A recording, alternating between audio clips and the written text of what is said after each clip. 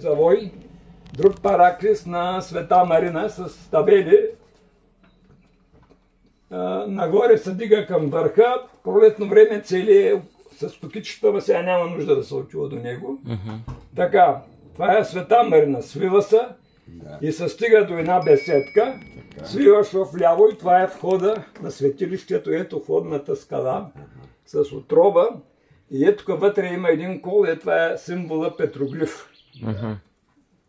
В краката ви, ако влезете вътре, ако го снимате отгоре, се вижда етка две ученца и носли, не знам виждате ли. Да, забелязвам. Така, тази скала от другия край са най-многото ниши.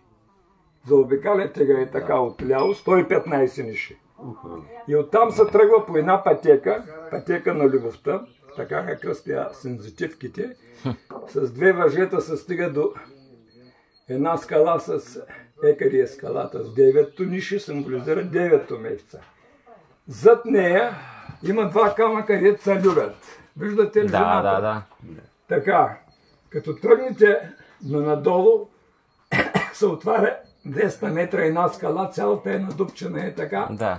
Още в началото се вижда профила на Петър Дънов. Има нещо. Така, има една малка отроба, мъжка отроба, етка е нарисувана отроба. Да. Два камъка и на изтощия на краставицата и тия камък виси, срещу него е този профил. Тръгвате да се качвате нагоре, на телефона се вижда баба Яга и сърце на телефона, иначе не можеш да го видиш. Да. И стигате до проходна пещера. Разбрахте, Бойка, забикайте, не трябва да се закачват. Вътре има три емблематични ниши с глава на лъв. Ама те вътре. Вътре в пещерата. Те са от дясна страна.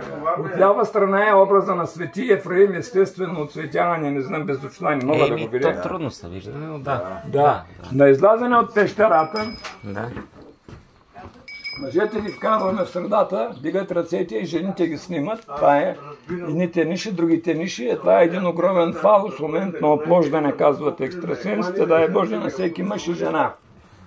Надолу имаме пътека с 50 метра въжета, долна пещера, 2-4, но може и да не слезете додолу, защото става много горещо.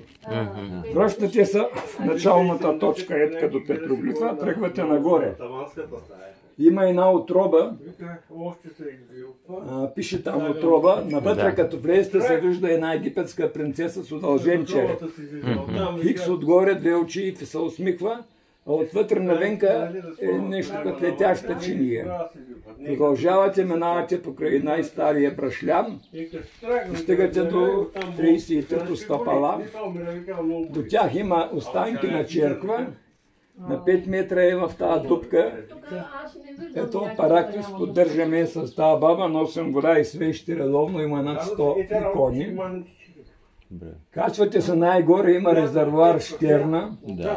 На самия връх има ямка за гадаене. Продължавате, има стрелкички, по едни въжета слизате, още един параклис и сте на беседката. Правите един кръг, два кръга, стига да ви се обикаля. Много благодаря за